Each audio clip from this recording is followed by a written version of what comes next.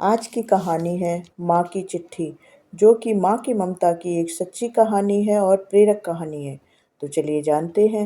माँ माँ कुछ नहीं समझती, हमेशा टोकती रहती है। उसकी वजह से मेरी जिंदगी बर्बाद हो रही है। यह शब्द थे आरव के, जो अपने कमरे का दरवाज़ा जोर से पटक कर बाहर निकल गया था। उसकी माँ सुधा चुपचाप खड़ी रही, होंठ कांपते रहे, पर आंखों से कोई आंसू नहीं निकला। शायद अब आंसू भी थक चुके थे। सुधा एक साधारण गांव की महिला थी। पति की अचानक मौत के बाद उन्होंने मजदूरी कर करके आरव को पढ़ाया। कभी ईंट उठाती, कभी लोगों के बर्तन मांजती, पर बेटे को स्कूल से कभी छुट्टी नहीं लेने देती। जब लोग कहते, इतनी पढ़ाई का क्या करेगा तेरा बेटा, तो सीधा सुधा सिर्फ मुस्कुराकर कहती, मेरा आरव एक दिन अफसर बनेगा और मैं गर्व से कहूँगी कि यह मेरा बेटा है। आरव तेज था पढ़ाई में, बहुत अच्छा था। सुधा ने अपना सब कुछ गिरवी रखकर उसे शहर के बड़े कॉलेज में भेजा था।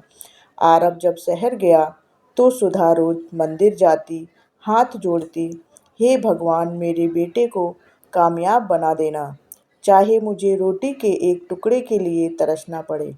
लेकिन शहर जाकर आरव बदलने लगा। अब उसे माँ के कपड़े पुराने लगते, उसकी भाषा शर्मिंदगी देती, उसकी आवाज़ बोझ लगती।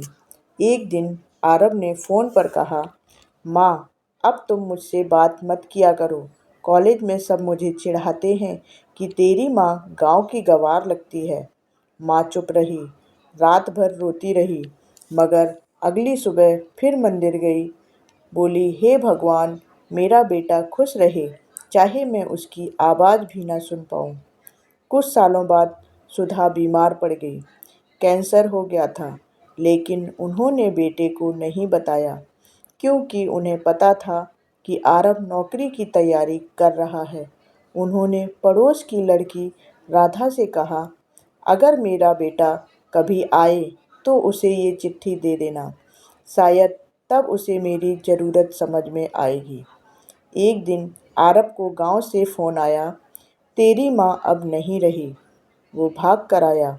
माँ की टूटी हुई चारपाई, पुराने चप्पल और दीवार पर लटकी उनकी फ़ोटो देखकर वो टूट गया।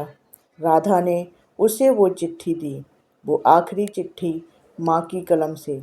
प्यारे बेटे आरव, जब तू ये चिट्ठी पढ़ रहा होगा तब मैं शायद इस दुनिया में नहीं रहूँगी।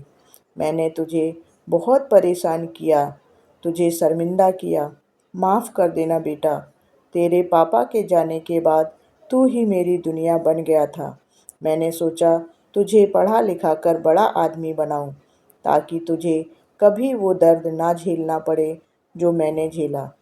तू जब मुझे गँवार कहता था तो मुझे बुरा नहीं लगता था बेटा, क्योंकि मैं जानती हूँ तू जिस ऊंचाई पर जाना चाहता है वहाँ मेरी झोपड़ी की ममता शायद बोझ लगे। एक बात हमेशा याद रखना, माँ वो तख्त होती है जो खुद धूप में जलती है, लेकिन बेटे की छाँव नहीं हटने देती।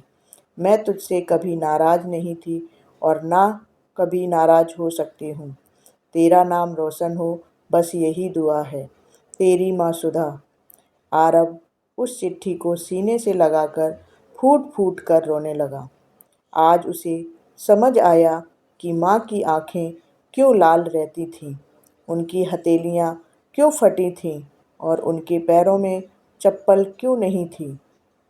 वो मंदिर गया, माँ की वही पुरानी मुरझाई माला देखी और बस एक ही शब्द कह सका, माँ मुझे माफ़ कर दो, एक बार बस माफ़ कर दो। इस कहानी से हमें क्या सीख मिलती है? माँ का दिल बहुत बड़ा होता है, वह चोट सहती है लेकिन दिखाती नहीं। जो तकलीफ़ माँ सहती है वो शायद कोई और नहीं सह सकता। बेटी या बेटा चाहे जितने बड़े हो जाएं, माँ की ममता उनके लिए कभी छोटी नहीं होती। माँ को शर्मिंदा नहीं, गर्वित करें। कद इतना बड़ा हो कि माँ का आंचल और भी ऊंचा हो जाए। अगर आपको कहानी पसंद आई हो तो वीडियो को लाइक ज़रूर करें और चैनल को सब्सक्राइब करें, क्योंकि हम ऐसी ही कहानी आपके लिए लेकर आते हैं। धन्यवाद।